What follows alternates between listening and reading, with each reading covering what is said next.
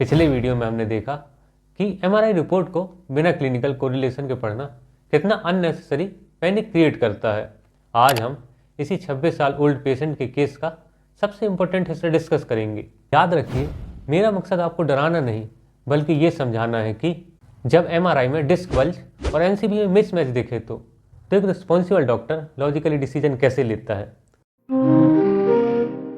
इस young patient में जहां एमआरआई फाइंडिंग माइल्ड है, वहां हमारा पहला स्टेप सर्जरी या हैवी सेडेटिव्स नहीं होता।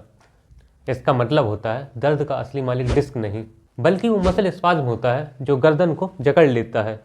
इस स्टेज पर फोकस होता है सिर्फ 3 चीज़ों पर: इन्फ्लेमेशन कंट्रोल, नर्व का इरिटेशन कम करना, स्पाज्म रिलीज, टाइट मसल को रिलैक्स करना, हाइड्रेशन प्लस मूवमेंट, क्योंकि रिपोर्ट में डिस्क डिसिकेशन लिखा है और डिस्क को मूवमेंट से ही न्यूट्रिशन मिलता है।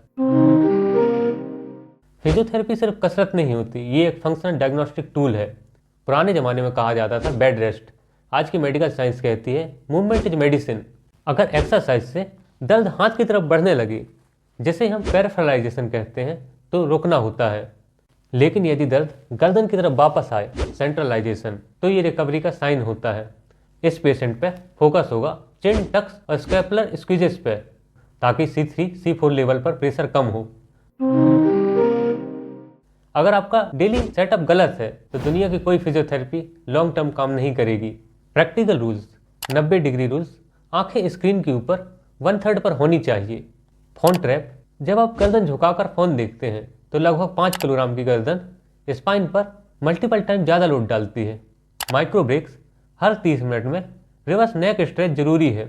मैं कंजर्वेटिव अप्रोच की बात करता हूँ, लेकिन आपको ये रेड फ्लैग्स पता होने चाहिए। प्रोग्रेसिव वीकनेस, ग्रिप कम होती जा रही हो, मसल वास्टिंग, एक हाथ पतला लगने लगे, कोऑर्डिनेशन लॉस, लिखने या बटन बंद करने में प्रॉब्लम, ब्लैडर अथवा बबल इशू, कंट्रोल का लॉस।